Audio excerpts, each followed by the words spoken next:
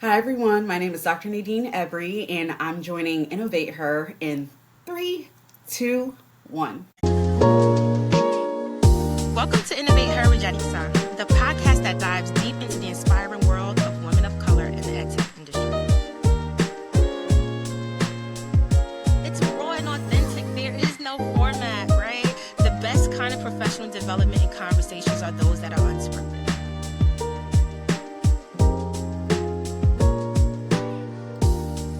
Welcome to Innovate Her with Jadisa, where we spotlight the voices, vision, and brilliance of women of color transforming EdTech.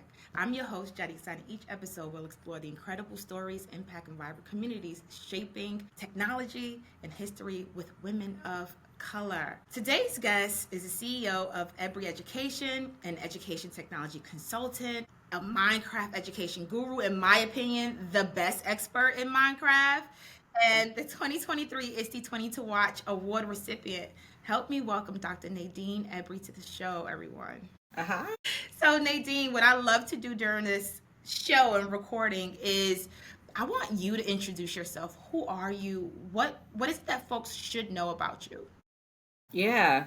So again, my name is Dr. Nadine Ebri. I am an educator at heart. I started off in the classroom, and even going back before the classroom, when I was a student, I was not the best student. I got into a lot of trouble. I often looked at myself as a student who was misunderstood. I looked at myself as a student who moved around a lot, who liked to get up and be active, but I wasn't presented with those opportunities when I was a student. And so because of that, I got into trouble a lot. Actually, the lessons that I thrived the most in were the lessons where I was on the computer. We had this like Mac lab and I absolutely loved it. I also thrived with lessons that were hands-on. I loved music class where we got to play the xylophone and learned how to play different instruments. But whenever I was sitting down reading a book or anything like that, I tended to have different behaviors that made me disrupt the class because I was bored. And so when I became a teacher, I wanted to become the teacher I never had. I wanted to become the teacher where students never had to turn off pieces of themselves to fit or assimilate into my classroom environment. And so that's what I did. My first year of teaching, I taught how I was taught. Research shows that people typically teach in a way that they were taught. And that didn't work out for me. My scores looked like a battlefield. It was like red all the way down. I remember being depressed that summer and wondering, like, if I'm doing my students a disservice, then I don't need to be in the profession. There's no point of going into teaching saying that I'm going to make a difference and my scores look like this. And I really value the power of education. I know where education can take you. And so if I'm doing the students a disservice, why am I here? And so I had like a come to Jesus moment that summer because I had to really reflect on whether I was going to return to the classroom or if I was going to do things completely different, but I couldn't keep going through life and teaching like that. And so my second year of teaching, I decided to start off the school year sitting my students in a circle. This is second graders, by the way, sitting my second graders in a circle. And I asked them, how do you want to learn? And by asking them that question, my students were like thrown off. It's almost as if a teacher had never asked them that question before, right? Teachers just automatically teach how they feel like teaching or how the district tells them to teach. Yeah. But they never necessarily get the voice in the classroom to be able to tell the teacher, this is how I want to learn. And so the students, after their minds almost exploded, they decided to tell me how they wanted to learn. And I wrote it down, and not only did I write it down, I pinned it behind my desk so that I can reference it throughout the year, because sometimes we get excited at the beginning of the year and then we tend to go back into our old ways. And so my students said that they wanted to sing, they wanted to dance, they wanted to do acting, and they had this list. We want to teach the class. And so what I started to do was turn my lesson plans into super scripted lessons that the students could go through. And so I wasn't teaching the lessons. The students were. And now those students who were active, up and moving around, they were the students teaching the lessons. And they were very interesting to watch. More interesting than me. I think I'm pretty interesting. But they were super interesting to watch. And the kids, they would sit and they would focus and listen. I'm like, you don't do that when I'm teaching. But there was something different when their classmates were in front of the classroom. And not only that, I had the students, they had to respect that student like it was me. They had to call them by their last name. So if their last name was Blackwell, they had to say, all right, Miss Blackwell, I have a question. And so they really took it and ran with it. And also the students started to do a lot of singing and dancing, and eventually their videos started to go viral as well. So they had this one video where I had a student named Anthony, and we recently did like this news story on it, but he ended up getting removed, not necessarily removed from another class, but I always saw him in the hallway. And I ended up going to the principal's office saying, can you just put him in my class? I'm tired of seeing the student in the hallway. I'm tired of seeing him get in trouble. I remember having him during my internship, and he's an amazing kid. Put him in my classroom. The principal said, okay, Nadine, if I put him in your classroom, I'm not taking him back out. And so Anthony ended up going into my classroom, and he was such an amazing student. And I remember teaching a lesson one day, and Anthony started to beat on the desk. And as he was beating on the desk while I was teaching, it turned into a viral song that had over 20 million views. They started to get calls from celebrities like T.I. and Waka Flocka. And that just showed me how unconventional teaching methods can really transform a classroom. And when you allow students to bring their entire selves into a classroom, what can actually happen? Eventually, I became a technology specialist and started to serve as the global education community manager for Minecraft before starting the work that I'm doing now. But it's all grounded in creativity, allowing students, breaking barriers, not just following the status quo, but not being afraid to say, I don't want to go that direction. I want to do something that I truly believe is going to transform education, and being okay with being the black sheep and not necessarily just following the ways that everything is going, because if we do that, we will never have any true innovators in our society, and we really need people breaking boundaries. So I knew some of what you've done and some of your accomplishments, but to hear them directly from you and to hear that transformation, but also that aha moment of what happens when I give students the tools so that they can be their own leaders and respect each other in the classroom. And me as a teacher, I'm going to step back from being the center of focus and just become the facilitator or just an audience member, right? Many teachers are still struggling with that. They're still struggling with understanding it's not about you. And although you are there as a teacher, you don't necessarily have to deliver the content either, right? I had overage undercredited students, and for me, it was I need to make sure that you're equipped for life after high school, since most of my students were already 21.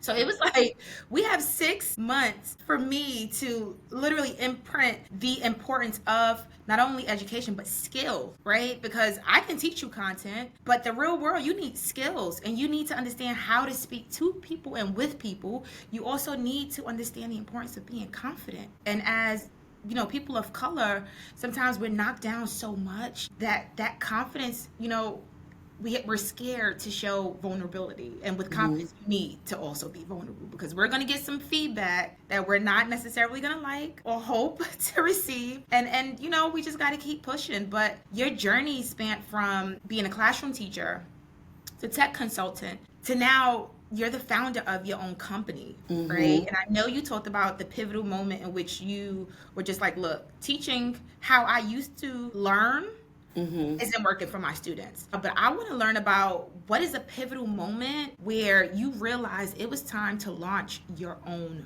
business. Yeah. So I launched my own business a few years ago. 2 years ago, I actually made it official and got the LLC. But I was always investing and spending so much time in promoting whatever company I was in or school district I was in, but never had time to really nurse and nurture my dream and my vision. And so the end of last year was when I actually sat and I actually did a retreat. And I sat and started to write.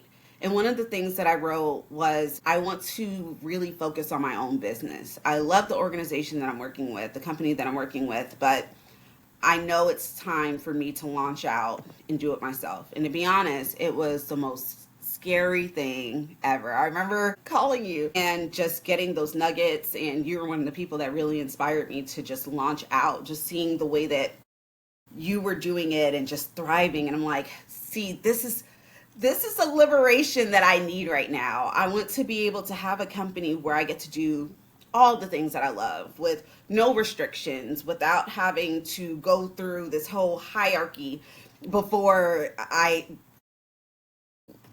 accomplish any idea or vision that I want to accomplish. I just started to feel everywhere that I went, I felt so limited, and I know my brilliance. I know what I'm capable of doing. And I got tired of being in spaces where I had to prove myself for people to start believing in my vision, to get on board, to get approval.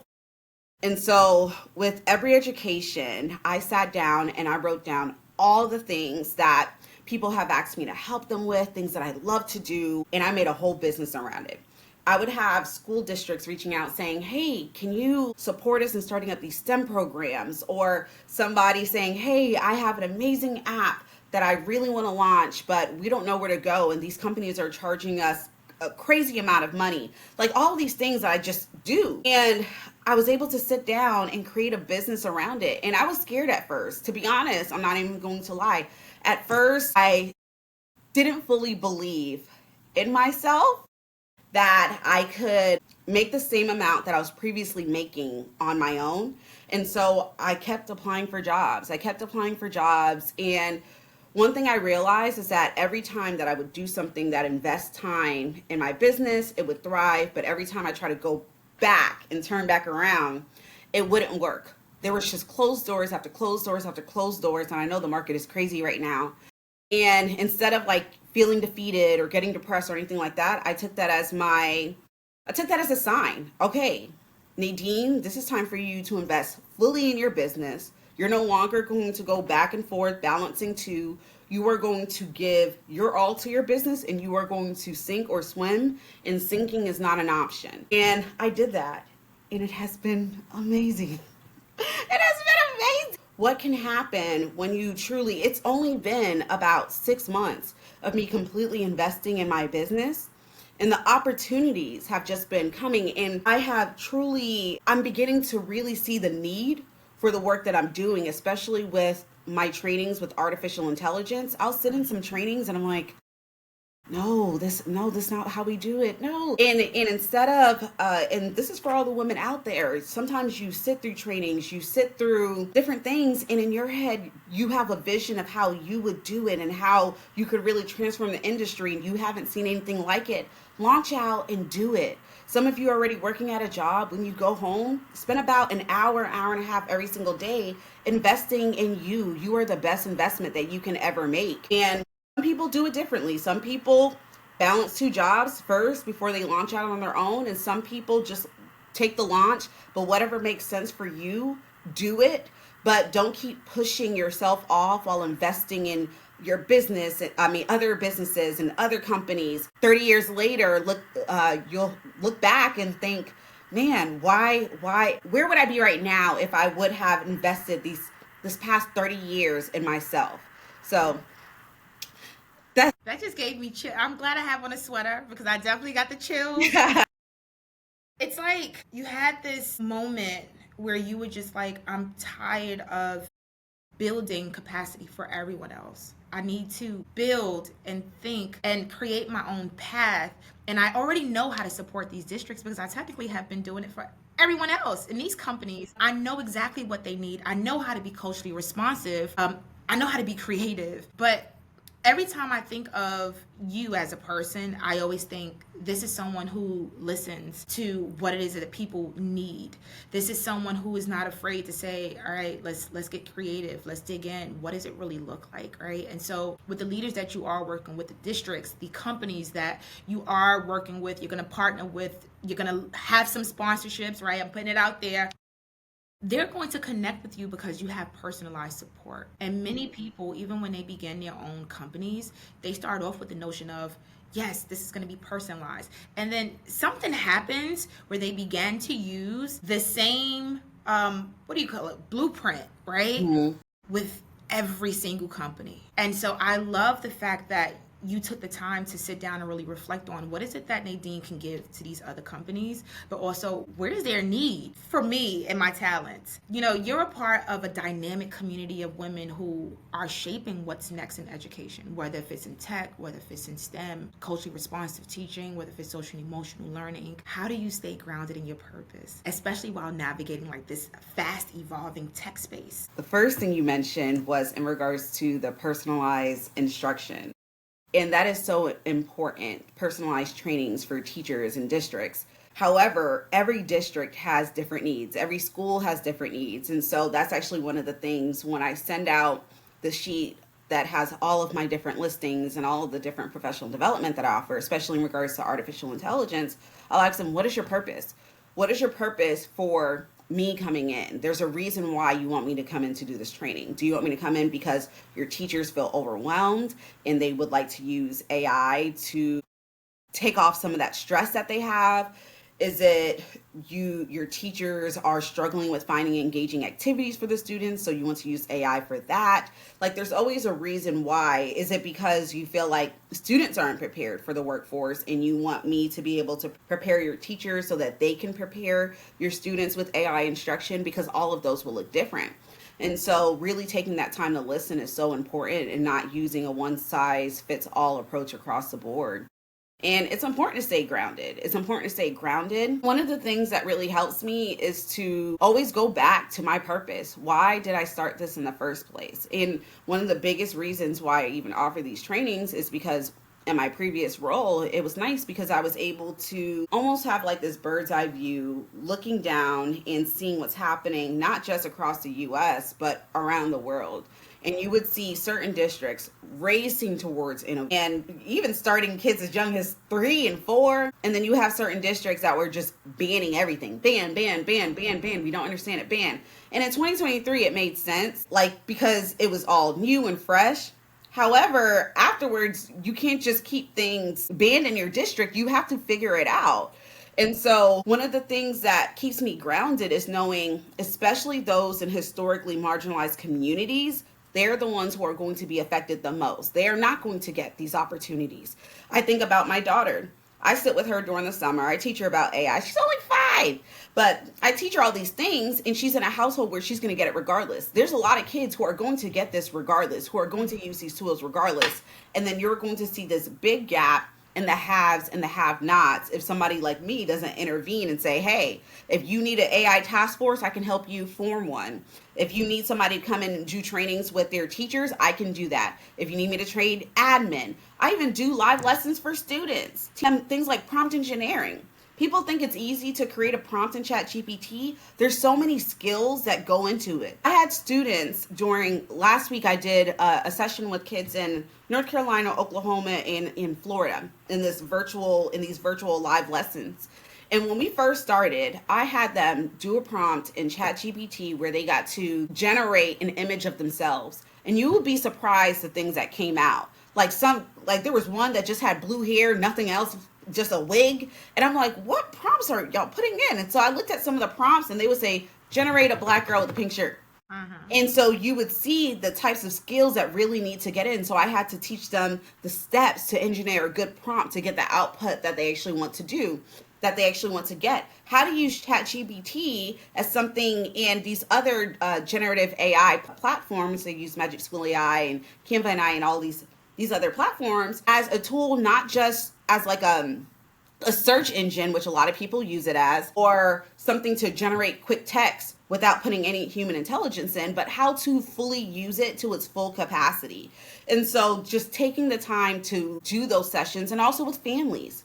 So I also do sessions with families with their children so that while the kids are getting ahead, the parents aren't staying behind, and so that their parents can be ready for the workforce too. We want to make sure that we're building capacity, not with our kids, but with our parents as well, so that we're really supporting not just our schools, but our entire communities when we're training our parents.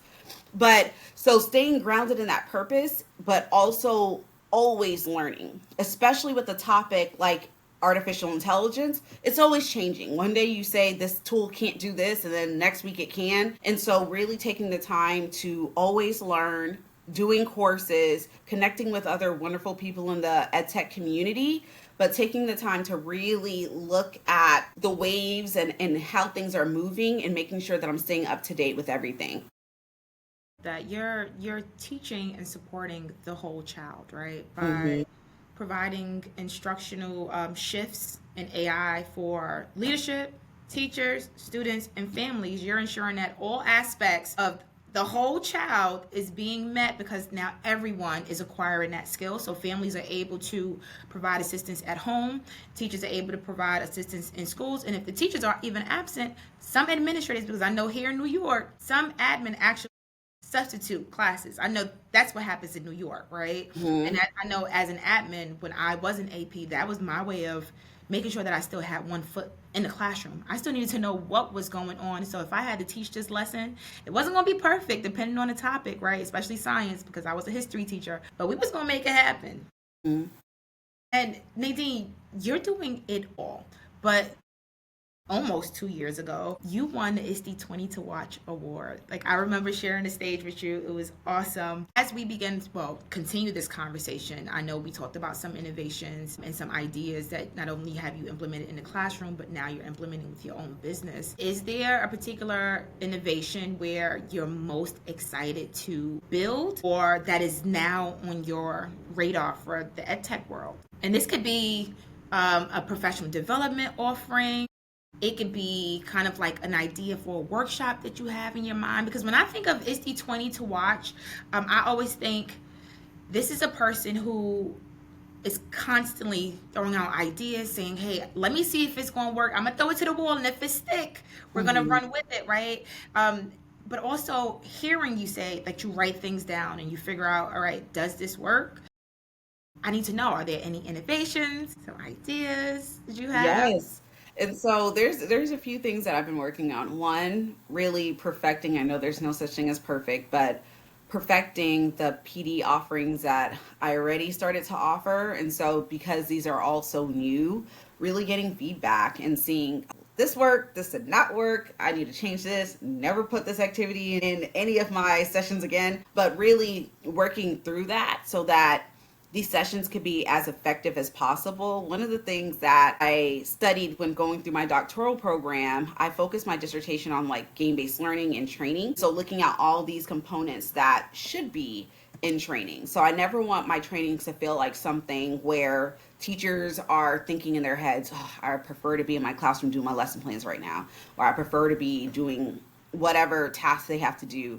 I want my sessions to be a session where they leave with materials, where they leave with, where they have time to engage, where they have time to not just collaborate, but time to actually develop and create things that they can use. And so instead of saying, oh, I wish I could leave and work on my lesson plans, I want them to be able to use AI to create their lesson plans and figure out ways to do it faster. And so being able to perfect some of these sessions, but also I'm also working on an app as well. And so I released an app a couple years ago, but didn't breathe any life into it. I didn't even share that I released it. I just put it on the market. It was on the VR headset. And so now I want to do an app on Apple and Android that really supports kids with autism. And so some people know, some people don't, that I have a daughter that's diagnosed with autism. And so I like to, but she loves technology. She loves technology. She thrives within this technological landscape. And so I love to use technology to teach her, but I continuously look for tools and I can never find what I need for her. And so something that I'm working on right now is developing an app that she's going to be not like my guinea pig, but she is going to be my first tester, and I'll really try to see if it supports her and it helps her. And if it helps her in a way that I feel like is beneficial, I plan to release it on the market. But I have to start at home. I have to start at home. I made a post the other day about all the trainings that I was doing and realizing that my mom and dad were sending me these fake AI pictures and these fake videos. And I'm like, I need to train y'all. Heard I that whole need, like, and so it's so important, like as we're going out and we're saving the world, we can't forget about the people who live in our household and the people who we love the most who need this training as well. Listen, I totally agree. If anyone knows me, they know Mackenzie's like my go-to whenever it is that I'm thinking about something, especially for we have a pre-K through 5 coding program with one of our district partners. And so anytime there's a strategy that I need to share with teachers, I do it at home with my kid first, right? And although she's 3, she's very tech savvy because that's all she's ever had at her disposal, whether I was presenting or she was on her tablet. We do Lego builds with AI. So she's already like, all right, what's next, mommy? What color do you want me to press? Like, so anytime there's an idea that pops up in my mind or there's a workshop that I'm prepping for, especially in the pre-K through 5 space, I go to my child first because they're also honest. And I'll also see her attention span, right? So I know within the first 10 minutes if I have her or not. Normally, if she goes, I want to go see daddy, I go, okay, I'm done. That means Yeah. I bored you out, right? You're right. We have to start at home. And it's really important for us to understand that, we can't leave our family behind, but also our communities behind. When I started my company, I just kept saying, dang, I'm in Singapore, I'm in Ghana, I'm in all these different countries, and it feels great, right? But what am I doing in New York? What am I doing in Brooklyn? During the pandemic, I had a nonprofit and it was strategically to help kids in Brooklyn. And I said, well, I need to go back to that space, right? What am I doing? So, like next year, well, September, we're doing a back to school kickback where I'm partnering with certain restaurants and certain schools, and we're literally giving back to students with tech workshops. And the food is free, right? So now we're inspiring people to come in before school starts. Those small little gestures of how do you support your community for me is most important as a business owner. And I know we're closing off, so I have a game because you said gaming, I I'm love gaming. thinking design thinking, but I'm also thinking there's some keys that I gotta press. So before we close, let's hit Control Alt Inspire. So these are our power keys for perspective, right? So you can just give us a few words for each of the keys that I'll mention. It can be a few words, it could be your storytelling, but for control, what's one thing you had to let go of in order to gain more control over your journey? Ooh. Yes, this is the real part. It's like deep thinking. Oh my God. I had to let go of control. Yeah. So one of the things about me is I like to control so many things in my life and I want things to go perfect and I want it to go a certain way.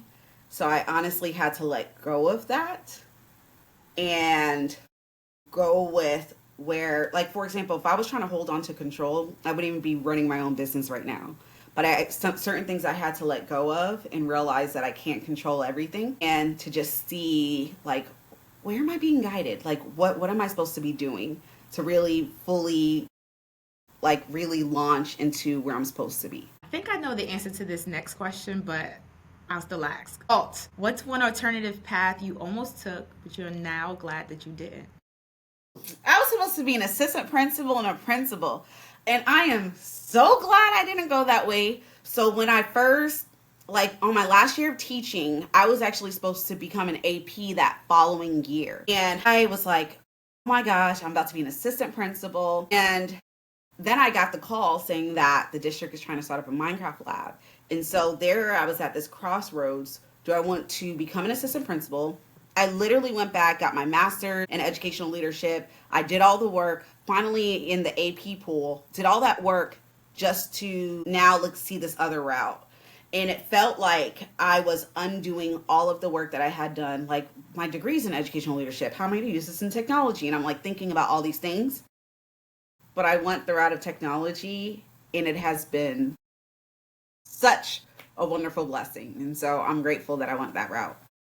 I'm grateful too because if not, I wouldn't have met you. Yeah, you would have. I would be running a school somewhere and probably miserable. Busy, busy, busy.